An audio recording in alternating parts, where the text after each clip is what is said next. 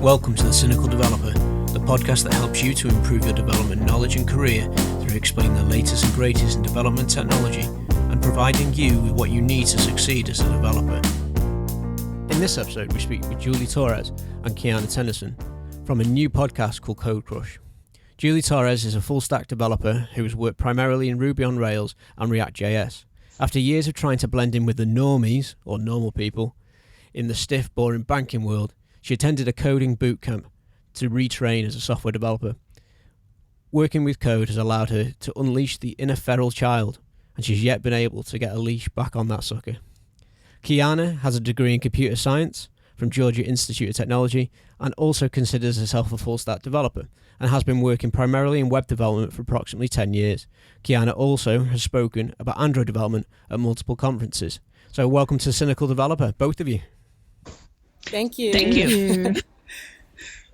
Yeah, Nice good. to be here. It's a new thing for the Cynical Developer to have two people on, two guests. So we'll see how this goes. Yeah, hopefully we'll get the audio all straight. Yeah, this is going to be the challenge, I think. So we're here today to talk about your podcast, CodeCrush. So we'll kick off with, what is your podcast? Who is it aimed at? Right. So I would consider our podcast to be the podcast for developers with short attention spans. So, most development podcasts out there are very serious and get very deep into the technical details, which is great. You can learn a lot from it, but also can be a little bit hard to listen to when you're, driving back and forth on your daily commute. So this is a very light podcast, sometimes gets quite silly, and just dives very lightly into new technologies. Cool. So you're just focusing on the new tech. You're not doing any soft skills or anything at the sidelines. It's all going to be about what's out there and what we can expect in the industry.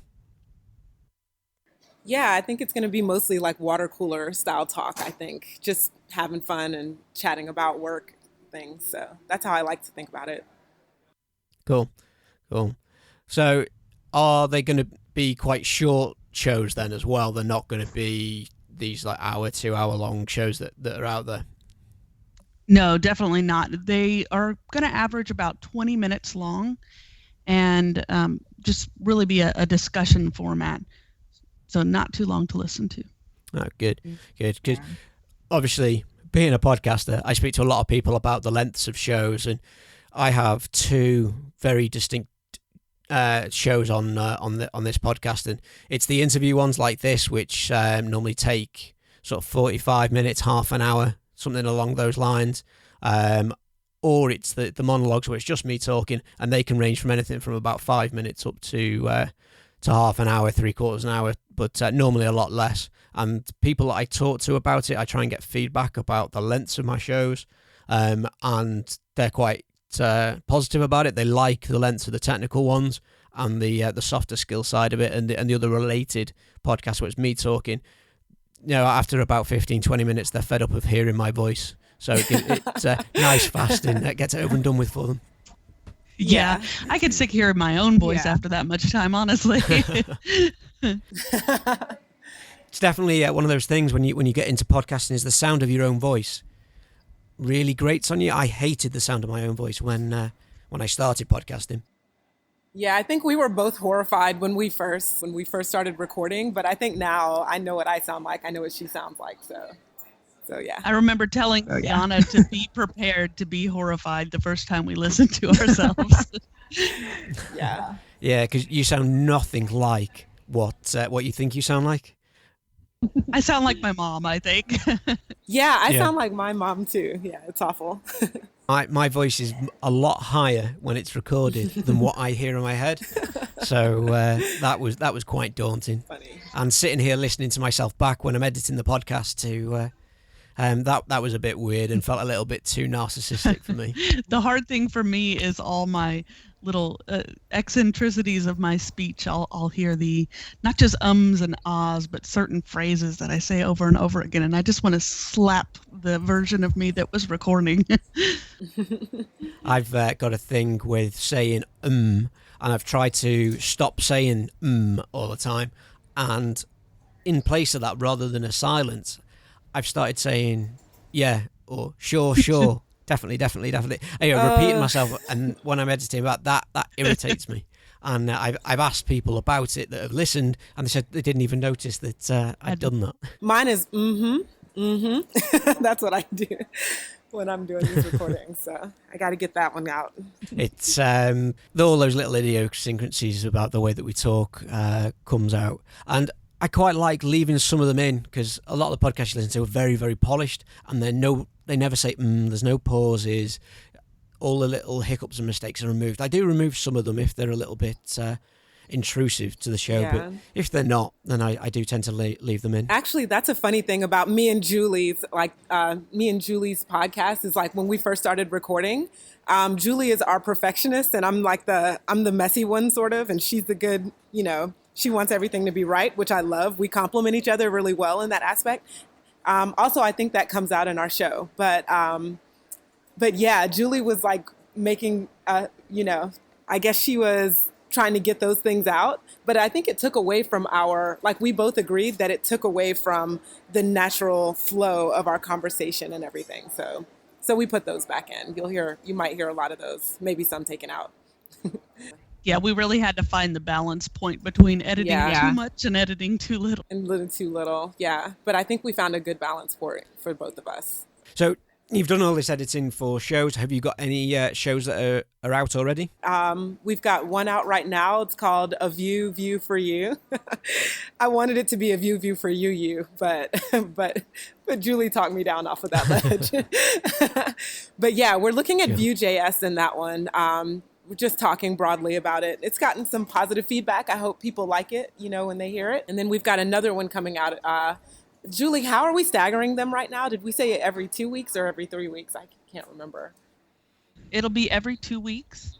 So that just gives us a little time to prepare and edit a new one.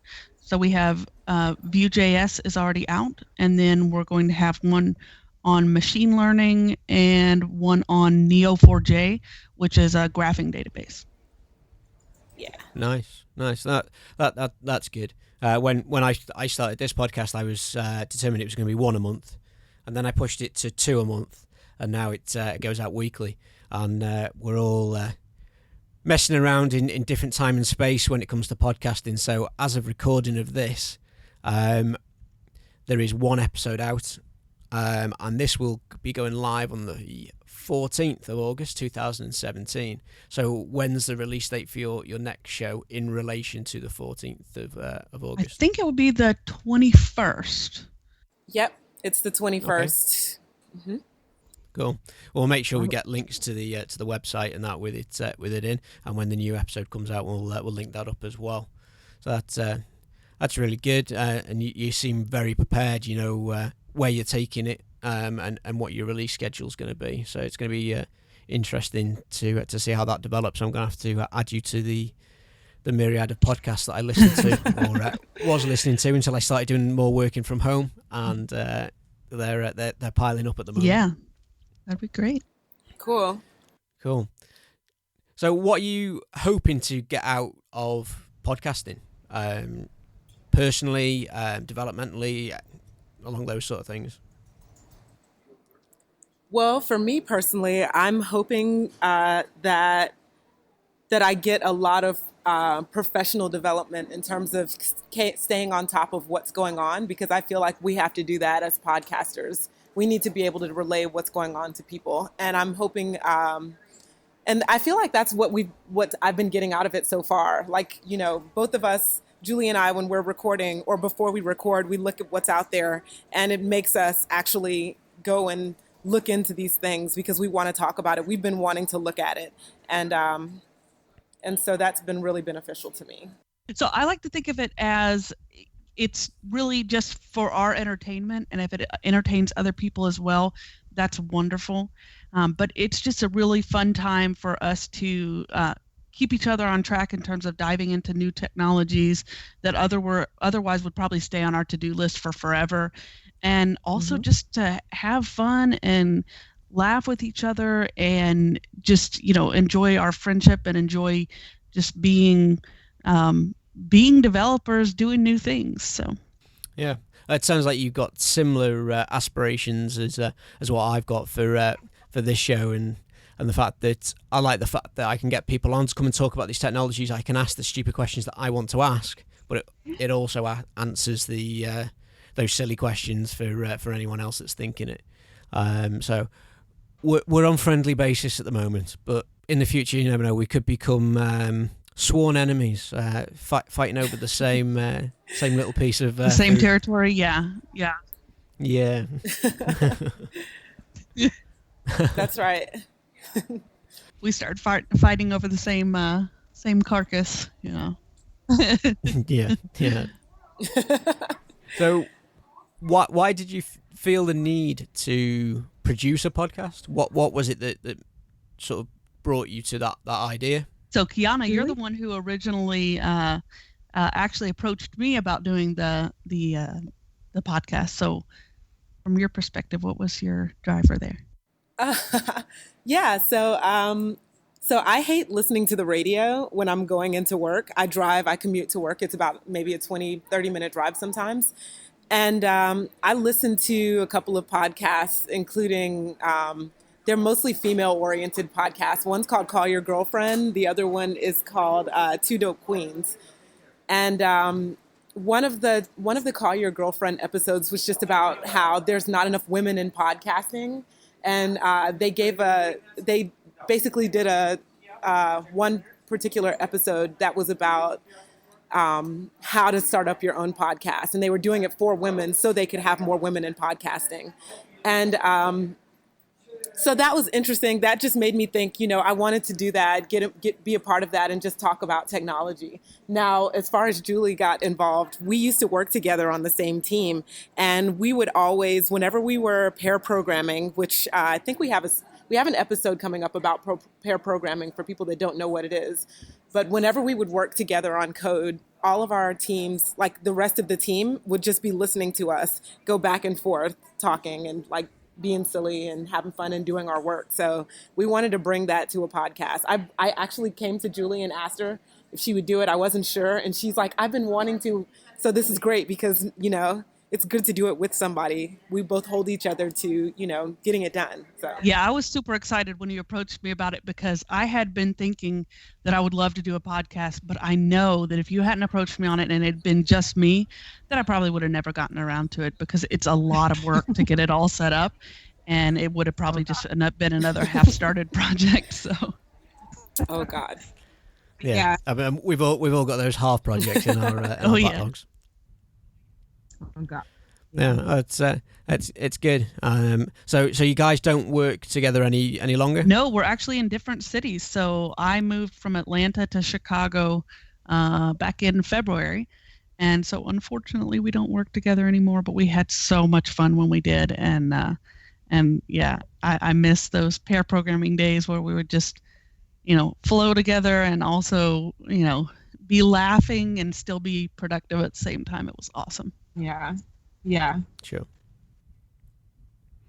Cool. So where are you hoping that the podcast is going to take you?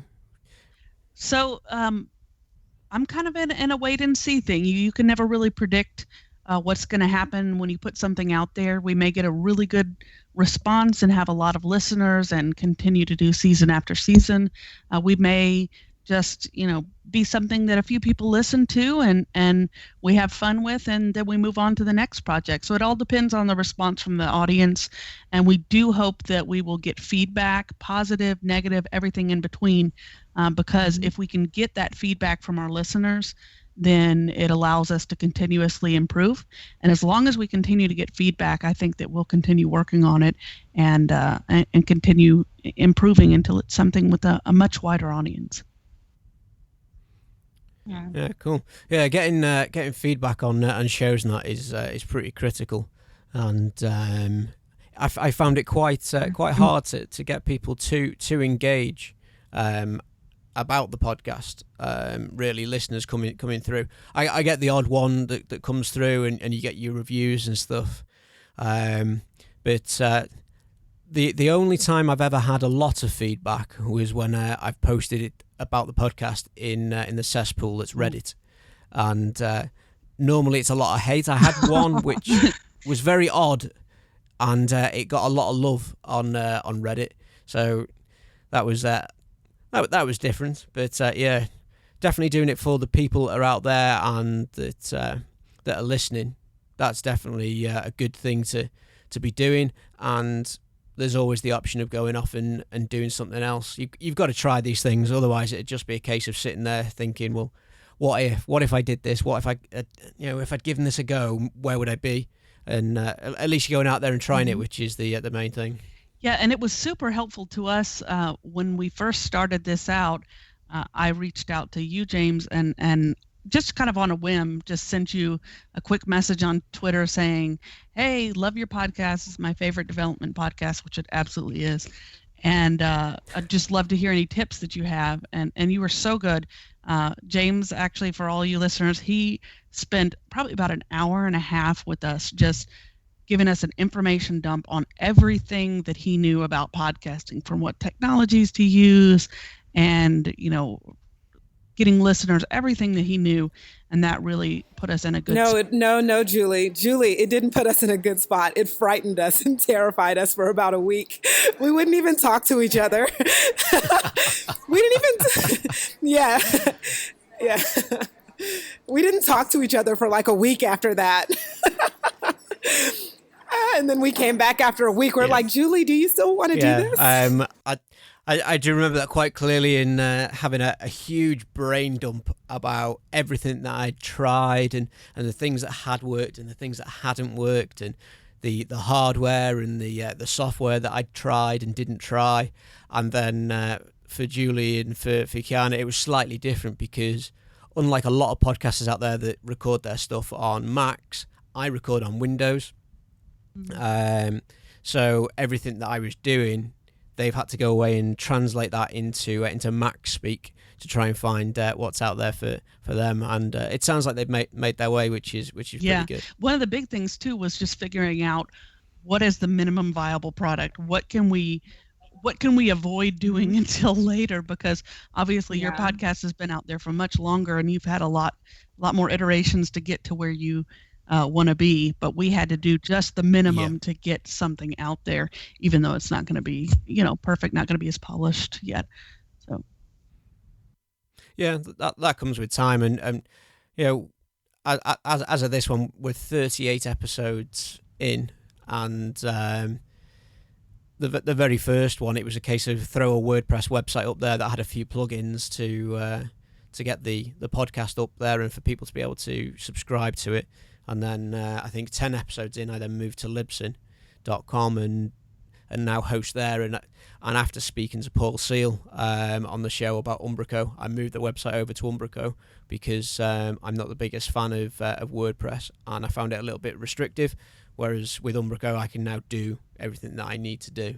But you are right; it's about getting something out there and getting people listening, because there's no point in spending weeks and weeks on the website and everything for the podcast to maybe not do as well as you'd hoped. Oh, it looks like we've lost Kiana there. She is in an airport coming into us. You will have heard some of the background noise from the tannoy system and the PA system and things like that. Unfortunately, it looks like she's lost her Wi-Fi connection, but Julie is still with us. Yay. So yeah, we were talking about getting everything set up and getting the podcast going, and how I had helped Julie and Kiana get set up. So I've been somewhat of an influence on their podcast, but are there any other influences that you have in the podcast world? Yeah. So the funny thing is, Kiana and I listen to very, very different set of podcasts. So she mentioned, I think it's called Call Your Girlfriend, and she sent me a link to that when we were first starting on it, because my idea for a podcast would have been a lot more serious. It would have been, I think of like Planet Money and the Freakonomics podcast. Those kind of things are the things that I listen to most, and they're a little more information heavy, but also kind of tell a story. So I was thinking in that direction, and the kind of podcasts that she listens to tend to be more conversational. So meeting in the middle between something that was, informational but also conversational was very interesting, and we had to kind of go back and forth a little bit to get to that midpoint. So yeah, I think those were probably that kind of podcast. The Planet Money, Freakonomics, that kind of thing was my main influence and my main set point for what I see as being a standard podcast. Sure. Yeah, there's definitely two different ways that you can go with the podcast. A lot of the ones that I listen to are a little bit more formal, and what I found in the past is those formal or more formal podcasts, they tend to put the presenters and the people on the podcast on a bit of a pedestal, really, that they're really good and they're so much better than what you are, and I think it scares you a little bit. And then the Coding Blocks guys, who were one of the my influences to get me into podcasting, they're very much more on the conversational side of it. There's three of them, and they sit, and it is a little bit like what you guys have described as water cooler talk. They're just three mates or three friends that are sitting around having a chat about technology, and I find that really, really good, and taking a lot more of it, because it's like you're sat in the room with them and discussing it. Yeah, that's exactly. And the funny thing is, when you talk about, you're usually putting the person who's hosting the podcast on a pedestal. We wanted to do the exact opposite of that, and we will call out our mistakes. We will, flub and not edit that out, and we really want it to just kind of show that, hey, developers are average people, and a big problem in software development, especially when you're looking at female developers, people from different cultures or backgrounds who maybe don't fit the stereotype. Imposter syndrome is a huge thing, where basically you feel like you are, you're not as good as you're pretending to be, basically. And we wanted to just kind of let down our guard and show that, hey, we're developers, we're successful in our careers, but we're human, we don't know everything, and we can laugh at our mistakes and just keep moving on and learning. Yeah, definitely a way to go, and it's something similar that I've done. I do have some of the more traditional is the word, the more commonly known people that are in the IT industry coming on and talking about the technologies that they're involved with. But I also like to get normal normies in quotation marks on to talk about different technologies as well. We've had the likes of Jamie Taylor come on and talk about .NET Core. Now, he's not an evangelist or anything like that. He's just a guy who really likes .NET Core, and he writes his own little blog about it, and he's passionate about it. So he came on, and as a normal developer, he could explain his understanding and his take on the technology, which I think sets it apart a little bit from the guys at Microsoft that wrote .NET Core coming onto the show and explaining it. I think it sets the bar a little bit lower and makes it a little bit more acceptable to the listeners as well. Mm-hmm. Yeah, I love that. So, outside of the podcasting world, are you involved in any other projects, any open source projects, anything like that? Yeah, so Kiana had mentioned that she has done talks at several conferences.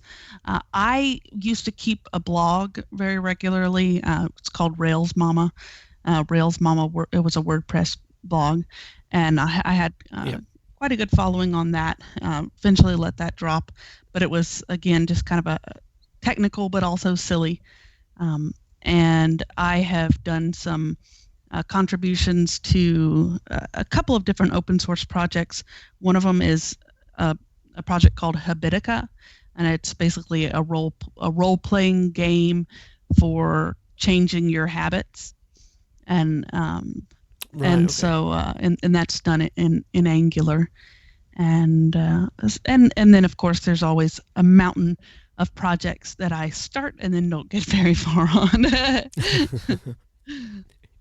Yeah, definitely. I keep threatening to go back to some of my my little side projects when I get the time to do them, and unfortunately I just keep coming up with other projects to do and other things get in the way. I think sometimes it's the combination of there's so many cool things that I want to make, but there's also so many cool new technologies I want to try out. And if you pick a new technology to do your project in, then it's going to take you longer, and you're probably not going to get quite the way as far through it. Whereas if I leaned on something like React that I already know really well, or Ruby on Rails, then I would make a lot more progress on the project, but wouldn't just learn as much of a new technology. So it's a balance. Sometimes those throwaway projects can be really great learning projects. Yeah, it's there definitely is something in that, and the picking up new technologies. I've got a massive list of them, and then I sit down and I think, I'm going to go and have a look at a certain new technology, but I'm not going to use it day to day. Is it worth my time in learning that, where I could maybe spend the time more on the technology I do use day to day and learn them a little bit better? So it is a juggling act, and then I'll go and start a project knowing, building it with the projects and the technologies that I know of, and then once the main problem is done, you sort of lose the passion for it, and keeping that passion going for it is hard. But it's something with the podcast that, because it's every week, it's a lot of work, but you're speaking to new people about new things, and that for me keeps pushing me forward to get the shows out. Yeah, it's a difficult balance, but I think, and that's one of the things that I hope for our podcast, is that people who listen to our podcast will hear us dabbling in a new technology like Vue.js or Neo4j, and we'll kind of get an idea of what it was like for us to dabble into it, and hear just enough about it to maybe decide if they're interested in spending some time in it. And it's much like what you do with, doing a quick interview with someone who's really into that technology, so that you can see, hey, is this worth my time? Sure. Well, unfortunately, we didn't get Kiana back. Yeah, she's off in the airport flying around. Yeah, so maybe she caught her flight. I don't know, or maybe they disconnected her because she was hogging all the bandwidth. Or maybe they were giving away free tacos with the conversation. Yeah, definitely could be that. And so we're just about out of time. So all the listeners out there, definitely get out there and listen to CodeCrush, and check it out on codecrush.me. And thanks for listening to Cynical Developer. I'm James Stoddart, and you've been listening to Julie Torres, and for some part, Kiana Tennyson, talking about CodeCrush. If you enjoyed this episode, please leave a review on your favourite podcast platform and help the Cynical Developer to grow by increasing its audience. If you have any questions about this or any other episode, then drop us an email, a tweet, or leave a comment on the website, where you can find all the resource links and show notes for each episode.